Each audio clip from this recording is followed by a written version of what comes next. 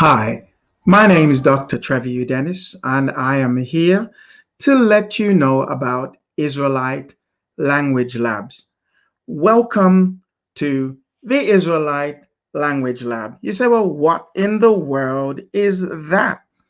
Well, there is a problem. The problem is with modern Hebrew.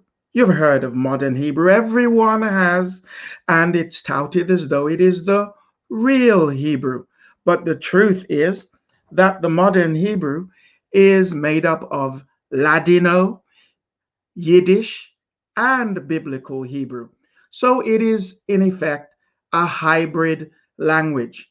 It is not the real Hebrew language. The real Hebrew language is called Paleo Hebrew or First Hebrew or Prototype Hebrew.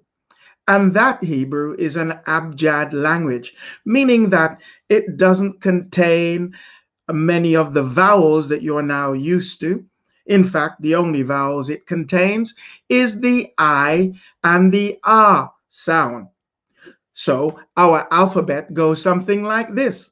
Abagada hawa zakataya kalamana saipa tazakwarashatha. That's our entire alphabet. But wait, I got something for you. Why don't you listen to this here lady tell you for herself? Here we go. Shalom, my name is Mia, and I'm a Hebrew e-tutor with Living Language. Hebrew was revived at the end of the 19th century from a sacred language reserved for text and religious study to a modern language that would be used in daily life in Israel. This revival took place in both Europe and Palestine.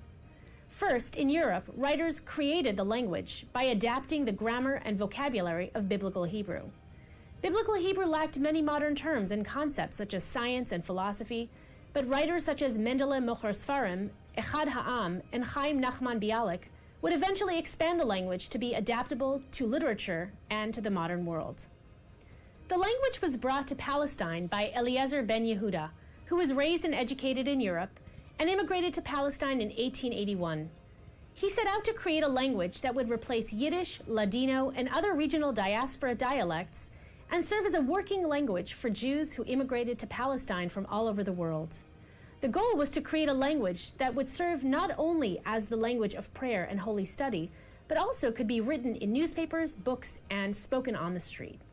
In 1890, Ben Yehuda founded the Hebrew Language Council to help resolve challenges of the new language, such as grammar, punctuation, spelling, and terminology.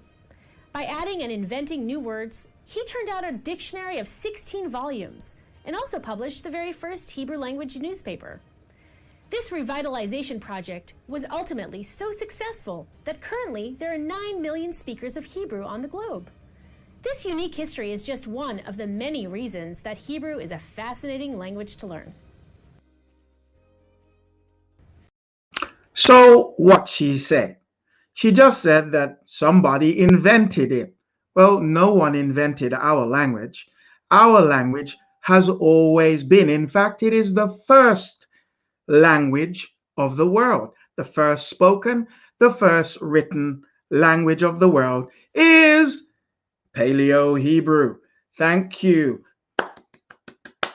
So there are some notable components that this particular person mixed up a number of languages, and then it was called Hebrew. It should really have been called Israeli.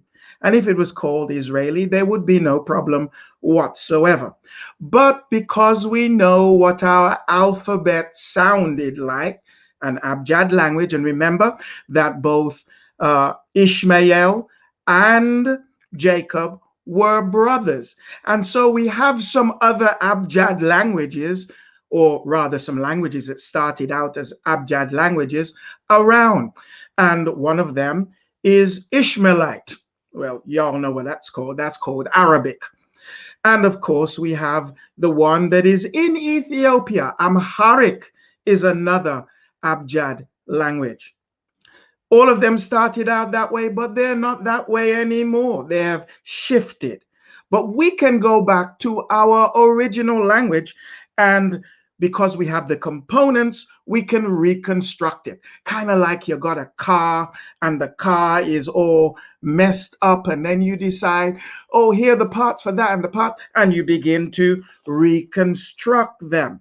Now, I'm encouraging you to join me every Thursday early in the morning, 3 a.m. GMT +1, which is about 10 o'clock Central Time in the United States. Join me and we will study together. We will reconstruct the original language, and it's called Ritza, reconstructing Ibare, because Ibare is what it actually is, reconstructing Ibare through stories and reading. So Father's given us the mechanism for us to do. We have the method. What we need is the people. Are you interested in being a part of an experiment? Because you see, what they did, Israeli, is an experiment. They just have to own up to it. And what we will do is an experiment. And I believe we have the biblical text so we can reconstruct our language the way that the Most High would have us do it. So let's do it together.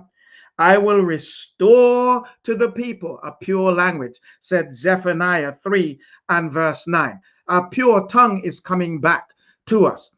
Why don't we just, for a moment, find out a little bit about Eliezer ben Yahawada. The Hebrew spoken today in Israel is not the same as the Hebrew of the Bible. Biblical Hebrew is related grammatically to Arabic and other Semitic languages, while modern Hebrew is a spoken language that dramatically transformed in the last few hundred years, is pronounced very differently than Biblical Hebrew probably was. And then there's liturgical Hebrew, used in Jewish prayers. It's scholarly and rabbinic and dates from the Middle Ages. All are written in Hebrew script, which uses letters for consonants but mainly leaves out vowels. That said, prayer books and Hebrew learning textbooks have dots added that mark the vowels. These were invented in the medieval period by a group called the Masoretes. Modern Hebrew, spoken in Israel, is quite distinct from its predecessors. It emerged out of a movement in Eastern Europe in the mid to late 1800s. Men with traditional Jewish educations were moving to larger cities where they aspired to write modern, secular fiction in Hebrew. This was a way to express the idea that Jews could connect to a collective national identity rooted in the distant past, while still participating in the culture of modern Europe, where literature was so important. In writing modern Hebrew literature, they realized they had to find words for concepts that didn't exist in the Bible or rabbinic tradition. So they found biblical words with unclear meanings and gave them new ones. For example, the prophet Ezekiel uses the word chashmal to mean some kind of supernatural, divine, bright, or shining power. Modern Hebrew writers adopted it as the word for electricity. Once Hebrew became a spoken language, it grew rapidly. The Zionist movement, like other national movements of that time, believed that only by speaking a unified national language could a group be a true nation. And in some Zionist leaders' views, the correct national language was not the language Jews spoke at home for generations. Not Yiddish, not Ladino, it was Hebrew, the language of a more ancient Jewish identity.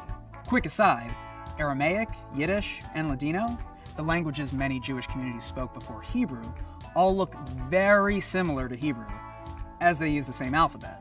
But Yiddish is closer to German, and Ladino is closer to Spanish.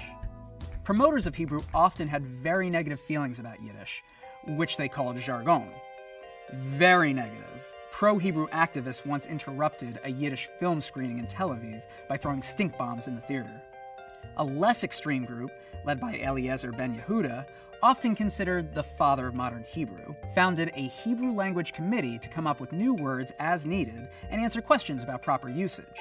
Educators taught Hebrew in schools to immigrants, and in 1925, Hebrew University was established in Jerusalem.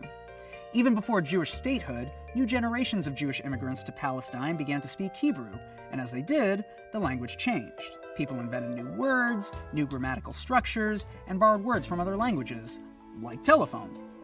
Because many early speakers natively spoke Yiddish, Polish, or Russian, lots of grammatical patterns and terms from these languages made their way into Hebrew.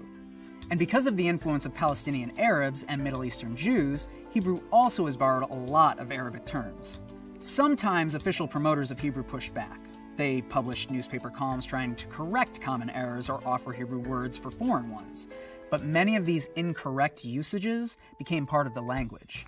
Jewish communities around the world developed different pronunciations. For instance, the letter ayin is treated like an aleph by many native speakers and left silent, but it shows up in Mizrahi accents as a guttural sound, more like Arabic.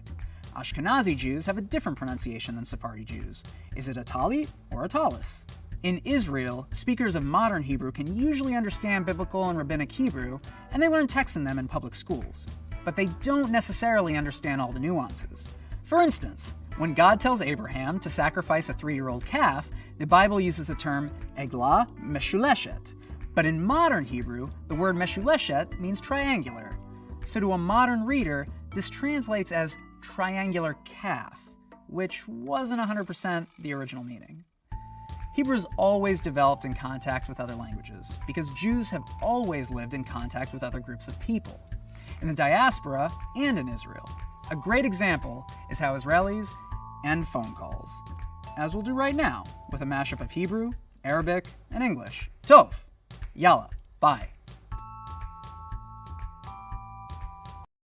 So for a unified national language, it's time for those who are the original Israelites to take back their language. We are going to take back our language. We are going to reconstruct Hebrew through reading and storytelling, using the Bible as our textbook. Yes, you can get it in Paleo Hebrew. And so I want to bid you a fond farewell. Remember, 7th of May, 3 a.m. GMT +1. Join us right here on this channel. Looking forward to seeing you then. Bye for now.